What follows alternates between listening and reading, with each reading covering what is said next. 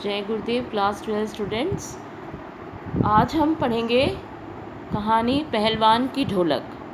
पहलवान की ढोलक फणीश्वर नाथ रेणु की प्रतिनिधि कहानियों में से एक है।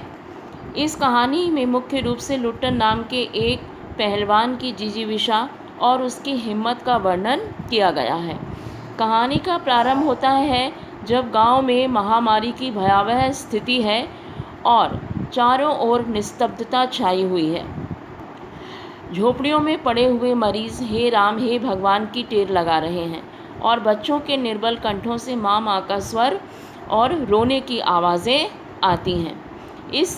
ऐसे समय पर केवल लुट्टन सिंह पहलवान की ढोलक की आवाज़ ही लोगों में संजीवनी भरने का कार्य करती है।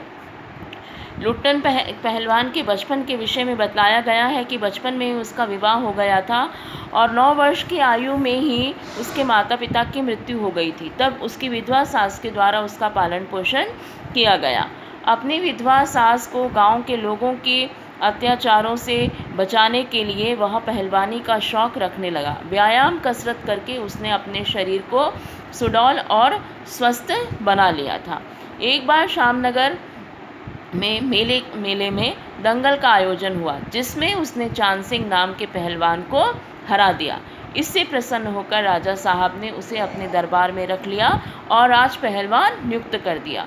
अब तो पहलवान का जीवन सुख और शांति से हंसते गाते बीतने लगा।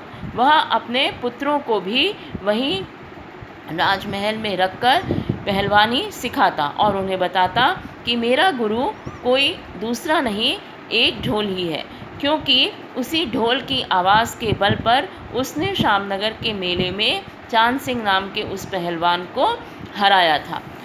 परंतु कुछ समय के पश्चात ही राजा साहब की मृत्यु हो जाती है और जब नया राजकुमार राजभार संभालता है तो उसे पहलवान और उसके बेटों पर होने वाला खर्च गैर वाजिब लगता है। उसे घोड़ों की रेस का शौक था, इसलिए उसने पहलवान को तुरंत ही वहाँ से चले जाने के लिए कह दिया। पहलवान अपने गांव वापस आ गया। कुछ समय अच्छे से बीता, परंतु बाद में गांव में मलेरिया और हैजा फैल गया, जिससे सभी लोग धीरे धीरे मरने लगे। उस समय भी पहलवान ढोलक बजाकर गांव के लोगों में संजीवनी भरने का, उनमें जीवन जीने की शक्ति भरने की कोशिश करता। गांव के लोगों की मृत्यु के साथ साथ एक दिन पहलवान के दोनों पुत्रों की भी मृत्यु हो गई। तब वह जाकर उन्हें नदी में बहा आया।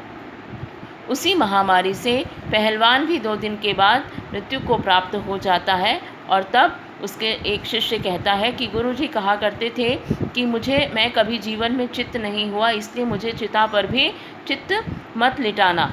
जब मेरी चिता को आग लगाओ उस समय वहाँ पर ढोलक बजा देना। इसके आगे वह कुछ कह नहीं सका। तो यह है सार कहानी पहलवान की ढोलक का। इस कहानी को पढ़िए, क्लास अटेंड कीजिए और जो भी आपको प्रॉब्लम है उसमें आप पूछ सकते हैं।